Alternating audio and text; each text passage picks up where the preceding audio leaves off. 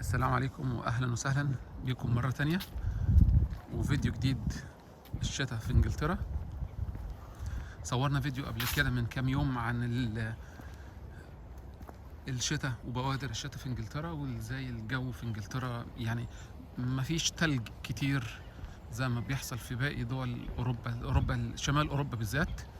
لكن هنا في انجلترا الحمد لله الجو معقول. طبعا بيسقع طبعا وبيبرد في بعض الاوقات، وايام بسيطة كده في الشتاء ممكن نلاقي كمان تلج نازل زي اللي موجود دلوقتي. لكن الحمد لله بصفة عامة الجو في انجلترا معقول، ونقدر نقول ان الجو كويس. كمان في الشتاء بيبقى، في الصيف بيبقى حلو جدا. الربيع بيبقى شوية برد وهوا. في الخريف بيبقى رائع، وعملنا صور قبل كده في الخريف وازاي الشجر بيبقى ملون وجميل في الخريف. ودلوقتي بنعمل لكم فيديو في الشتاء، الشمس والتلج الاتنين في نفس الوقت. النهارده حابب ان انا اكلمكم عن الحياة الاقتصادية في انجلترا، علشان الموضوع ده كان محل جدال بين ناس كثيرة. هل الناس في انجلترا هتقدر تعيش حياة كويسة؟ خاصة انا بتكلم عن الناس اللي هي الناس اللي بتسافر والناس اللي بتفكر في السفر بره مصر. هل مثلا يشتغلوا في الخليج، ولا يشتغلوا في يسافروا اوروبا او انجلترا او كده. طبعا الخليج المرتب ممكن يكون متقارب لبعض الناس عن في انجلترا والخليج، لكن الحياة في الخليج طبعا ارخص. اما في انجلترا المشكلة في انجلترا الاساسية هي تكاليف الحياة في انجلترا. يعني المعيشة غالية في انجلترا. يعني انت ممكن في انجلترا تدفع مثلا من 30 ل 40 واحيانا 50% من دخلك على بند واحد بس، اللي هو بند السكن. في الخليج انت ممكن تدفع على بند السكن مثلا 10% من مرتبك على بند السكن. طبعا انا بتكلم على سكن معقول لأسرة متوسطة. يعني انا بتكلم في الوسط دايما. أسرة بتتكون مثلا من 3 ل 5 أفراد، سكن في مكان متوسط، شقة بحجم متوسط أو بيت بحجم متوسط. ما بتكلمش على الأماكن الغالية قوي، ولا بتكلم على البيوت الفخمة جدا، وفي نفس الوقت برضو ما بتكلمش على البيوت الضيقة والشير هاوس والحاجات دي. لا، أنا بتكلم دايما في الوسط. يعني شايفين المراكب، رغم ان احنا في الشتاء النهارده وفي ديسمبر ودرجة الحرارة بتراوح من صفر، فوق الصفر بحاجة بسيطة أو تحت الصفر بحاجة بسيطة، لكن الحمد لله الشمس طالعة والناس بتلعب بالمراكب وبتعيش حياتها. طيب طيب هل معنى كده إن الناس هتعيش في إنجلترا حياة صعبة زي ما بعض الناس بتكتب على الفيسبوك أو بعض وسائل الإعلام ما بتصور أو الأخبار بتيجي أو كده، والأزمات الاقتصادية والتضخم الانفليشن اللي حاصل في العالم في الأيام الأخيرة ديت ما بين كوفيد والحرب على أوكرانيا؟ اقدر اقول لك ببساطه، لا، انجلترا بلد لا تزال الاقتصاد الخامس في العالم. مستوى الدخل هيقدر يعيشك طبعا حياه كريمه جدا. طبعا ما بقارنش بمصر نهائي. انا ممكن تكون مقارناتي الى حد ما بدول الخليج، وان كان طبعا دول الخليج برضو ما هياش المعيار العالمي، لان دول الخليج النفطيه او الغنيه، يعني هي دول غنيه عالميا. لكن خلينا هي نتكلم، لان هي ده الاوبشن الاكثر توافرا للمصريين ان هم يسافروا يشتغلوا، اما في الخليج او في اوروبا او كندا وامريكا، او احيانا ما بنسبه اقل ممكن استراليا. فلا، الاجابه انك تقدر في انجلترا تعيش حياه كريمه جدا. مستوى الدخل بتاعك هيكون كويس. تقدر عادي انك تسافر مره كل سنه، تروح مصر مثلا. يعني عايز ينزل اجازه تقدر تسافر برضو مره كل سنه، اسبوع ولا حاجه، تروح تصيف ولا تشتي ولا تسافر في اوروبا ولا في اي دوله بره في العالم. يعني بتكلم غير الاجازه بتاعت مصر اللي حابب يعني وعايز، هتقدر يبقى عندك بيت كويس، ايجار في البدايه، تشتري بعد كده، دي مرحله اللي بعد كده هتقدر يكون عندك سكن كويس، هتاكل وتشرب كويس، و كواليتي اوف لايف كويسه.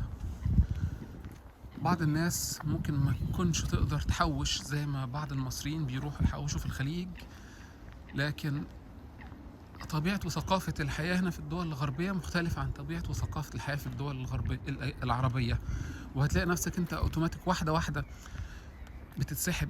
بعض الناس طبعا، في ناس مصريين اللي هو همه في الاول ميت على القرش واللي يعني السحتوت ما بيطلعش غير بالعافيه من جيبه، او بعضهم خلاص عايز برضو بيبقى في دول اوروبا والخليج ولا يزال عايش على ثقافه وعقليه الخليج، اللي هو يحوش ويبعت ويشتري طين في مصر ويشتري عقارات في مصر والكلام ده. لكن انا بتكلم على يعني الاغلبيه من الناس ان هي مع الوقت بتحول ثقافتهم للثقافه الاوروبيه، اللي هو التحويش، مش اللي هو منتهى غايتك في الحياه زي ما الناس بتعمل مثلا، زي ما اغلب الناس بتعمل في الخليج.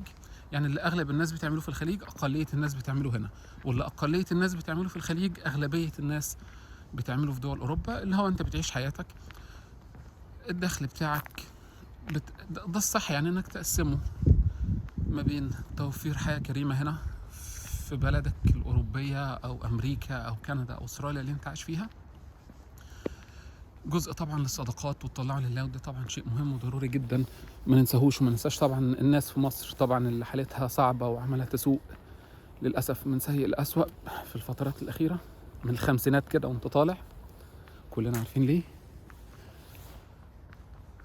فلازم طبعا تدي للناس حقها الشرعي من صدقاتك ومن زكاة مالك، وجزء من فلوسك بتبقى للترفيه، للسفر، انك ترفه عن نفسك زي ما انت بتتعب وبتشقى في الشغل، اكيد بتحتاج برضو انك ترفه عن نفسك في بعض الاوقات. يعني لازم دخلك تقسمه بالتساوي. وطبعا اكيد برضو لازم يكون في جزء للادخار طبعا، مهما يكن انت عايش في دول اشتراكيه.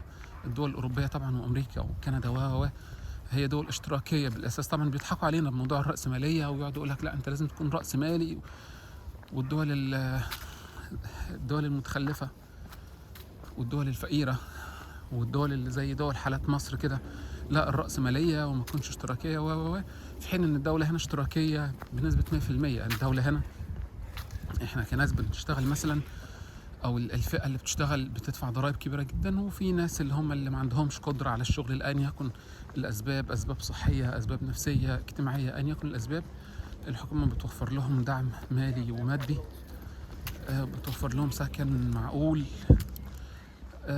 بتوفر لهم دعم للمتطلبات الاكل والشرب كحياه اشتراكيه. الغني بيدفع ضرائب كتير والفقير بيستفيد بالضرائب ديت. الغني والفقير بيستفيدوا بالضرائب في بعض الخدمات، مستشفيات، مدارس والفقير كمان والفقير بقى بيستفيد كمان بيها بدعم مادي، دعم فلوس، دعم اكل وشرب وسكن وهكذا. وده طبعا فلسفه الدول الاشتراكيه اللي بيضحكوا علينا يقولوا لا ما تعملوش كده وخلوكوا دول راس ماليه والشعب الفقير هو اللي مطحون في النص.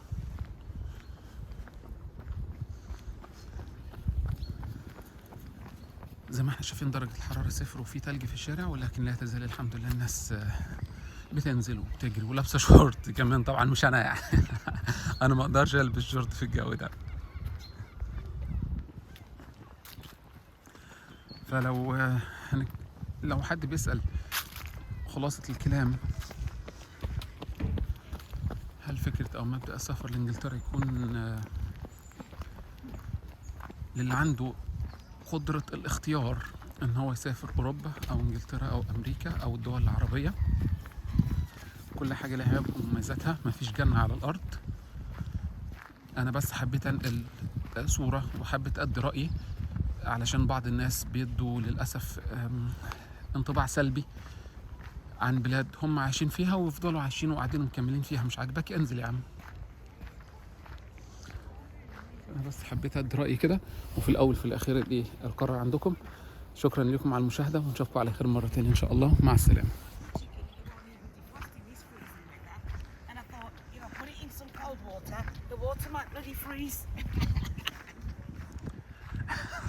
الناس بتقول اوه